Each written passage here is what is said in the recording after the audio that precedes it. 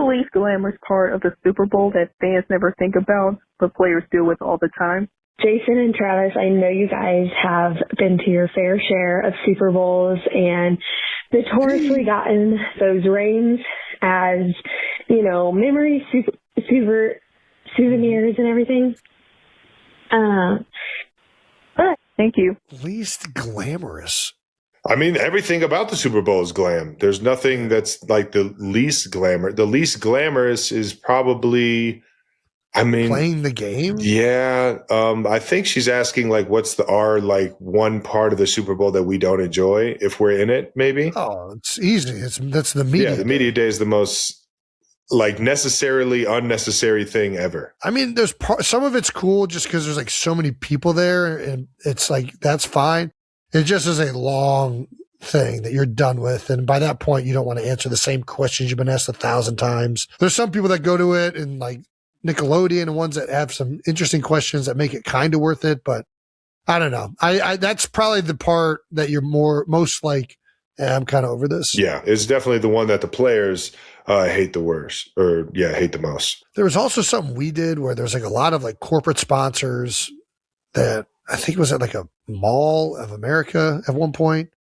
And it just was like basically just a giant appearance that was a pain in the ass. But yeah, basically all the stuff that doesn't involve you just playing football and doing what you always want to do. I call it hoopla. You just got a bunch of fucking hoopla during the biggest game, and the hoopla means something to the excitement of the game for sure. Like a lot of the sound bits and everything. And to be honest, it was kind of fun when we were in the Super Bowl together because we got to just talk about our family and how amazing our mom and dad and the city of Cleveland Heights were. But it can definitely get pretty.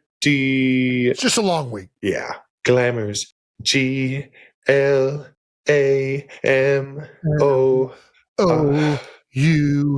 ROUS. There's not two O's. There's no OUR. There's only one O.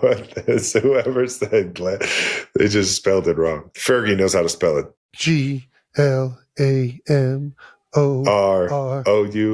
I'm riding first class up in the sky. Yep. All right, let's get to the next one. Jason and Travis, I know you guys have been to your fair share of Super Bowls and notoriously gotten those rings as, memory souvenirs and everything.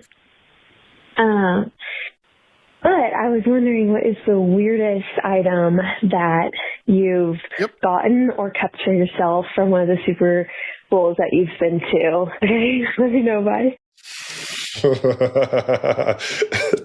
Oh, shit. I almost just fucking choked on laughing. Do you have a good answer? Do you still have that luchador mask? Oh, man. I owe that back. That's not a Super Bowl that I was in, though. I don't think I can count that. You can't count that. Super Bowl that I was in? I mean, no, not really. I feel like there's got to be something that I kept that I just is very weird. I have it in a box in storage or something. The media days, everybody comes up to you and you'll get a handful of souvenirs here and there. So I definitely remember grabbing some stuff and being like, oh, that'd be cool to keep and like look at later on. I want to say I got Selleck's jockstrap from the game. Oh, jockstraps. I was gonna mount it with his jersey that I had, his game jersey. Where the fuck are you gonna put Jason? Are you even gonna have anywhere in your house where you're gonna mount your teammates' jerseys? Oh yeah, yeah. Am I in the weight room? Oh, all right, nice. I mean, all over the place. Nice. Yeah. I didn't know you were that. You were a show off your jerseys kind of guy. Nice. I mean, I'm generally not, but no, I do plan on displaying a lot of the jerseys I've acquired over the years. Nice. Especially guys that I play with. Are you going to put my jersey up there? Of course. You don't know where my jersey is. I know exactly where it is. I have all my jerseys stored downstairs. They're all in the same location. You are downstairs. No. There's a downstairs to this. This is the den. Right. There's the basement. Nice. I do not wash anything. Can't wash them. You got to feel the dirt and the sweat. You got to feel that. I'm not even in on like putting them in glass. I kind of want to be able to like touch the fabric. Oh, that's interesting. Just put it on a hanger and hang it on the wall. Yeah, hang them. Yeah. I have confetti from the 2017 game. There you go. Yeah, and, we got my a fuck ton of confetti. ring box that that doesn't have a Super Bowl. But you got the confetti. That's good shit. Yeah, the confetti. I definitely got some confetti. I grabbed some confetti off that floor, threw it in my pocket. All right. Anything else that's kind of crazy and wacky? No? Nothing too crazy. All right. Want to do the next one? One more? Good morning, Jason. Good morning, Travis. This is Candace, and here's my not-so-dumb question. Candace. With all the excitement and media obligations and other things surrounding the weeks prior to the Super Bowl, do the players, as professional athletes, mentally prepare and focus for the biggest game of their lives? Hope I hear an answer. Thank you so much. All right.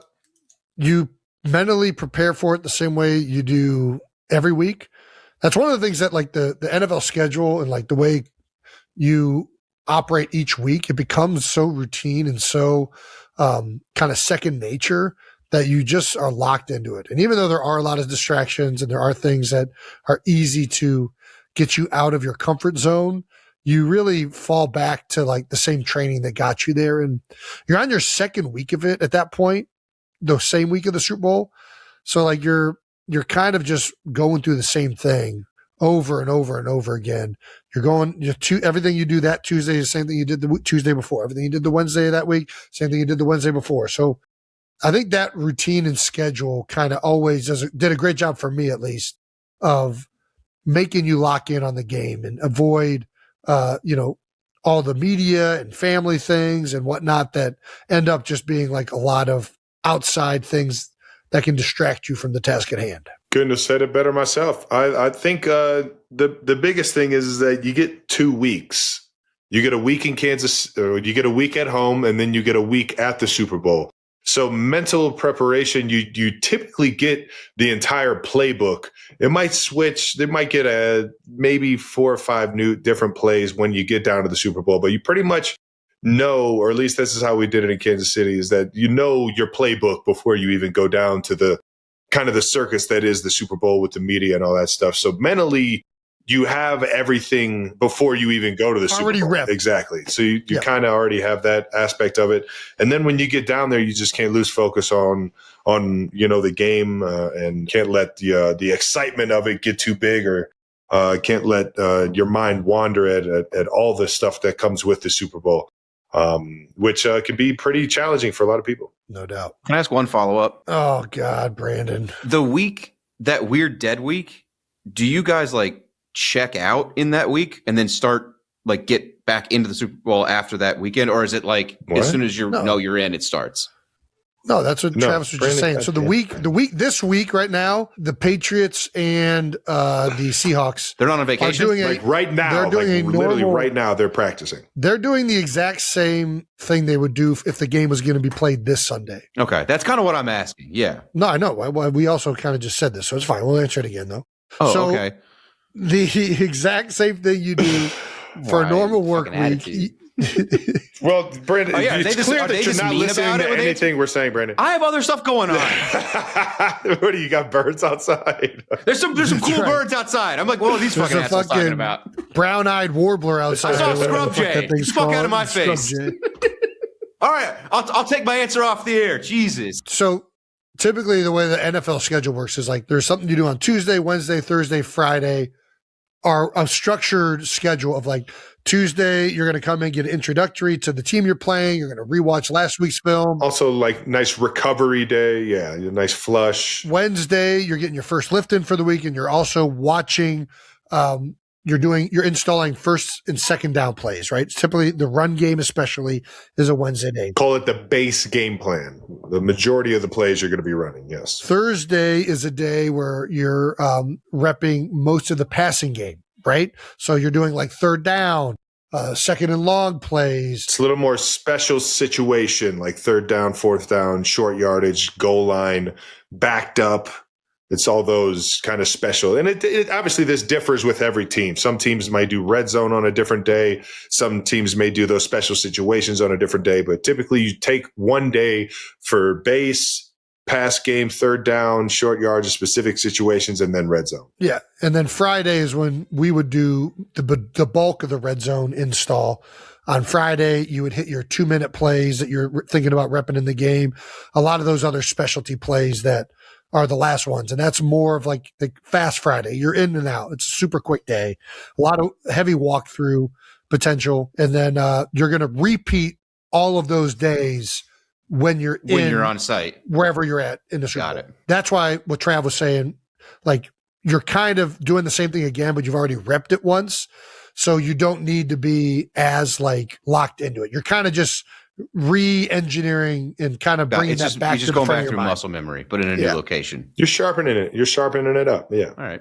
That's all I wanted to know. Maybe getting a different look than you didn't get in the week prior. They'll do that too. Yeah, they'll give you if you're. They'll ask the scout team. Yeah, they'll ask the scout team. They might give you a nickel rep, or they'll give you a certain type of blitz or something like that that they might do at a high rate in that situation. Whatever it is. Look at this detailed answer we just gave. Look at that. We got every time Taylor Swift's name slipped into the conversation, his eyes flickered upward, almost instinctively, as if he were quietly checking whether she might magically appear in the room.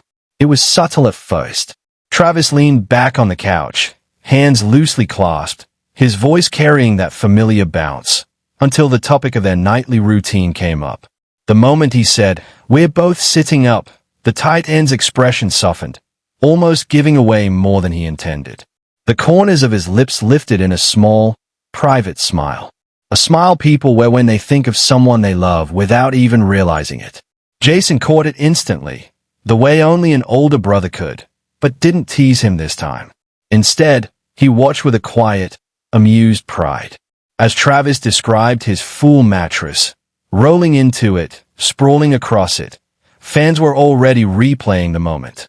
Because every time he referenced the camera captured the way he gently glanced off-screen, like Taylor was sitting just outside the frame. The studio ambience, the muted lights, the soft hum of equipment, it all made the moment feel cinematic, almost romantic in the most unintentional way.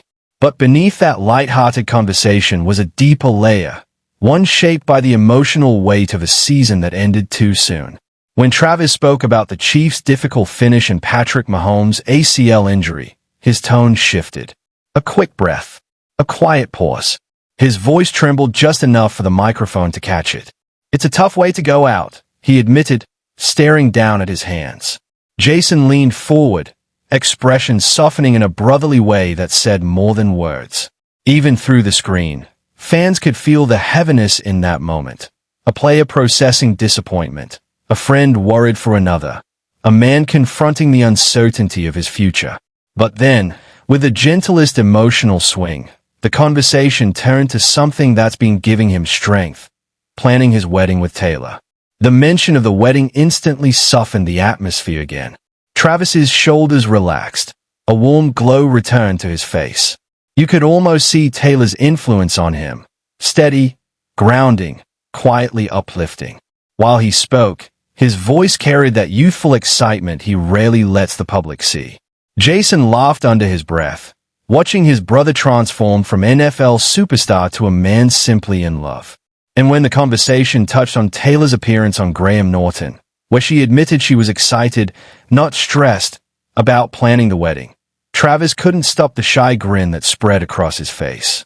It was one of those micro moments that felt more intimate than any public grand gesture. A man trying not to look too in love, and failing beautifully. The industry took note too. On Today, Kelce danced around wedding questions with professional grace, refusing to confirm anything, refusing to deny anything, but smiling just enough to send fans spiraling. Her soft laugh, that playful shrug, the line "we're so excited to celebrate" felt like a whisper of how close the inner circle has become. Even through the screen, you could feel the family warmth, support, joy, anticipation.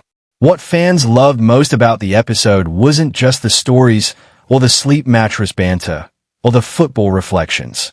It was a way Travis kept glancing away, unconsciously, every time Taylor's name came up. A tiny gesture captured in a close-up shot, a tender instinct hidden in plain sight.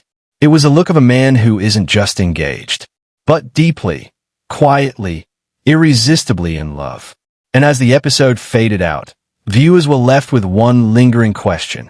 if Travis looks this smitten in a simple podcast studio.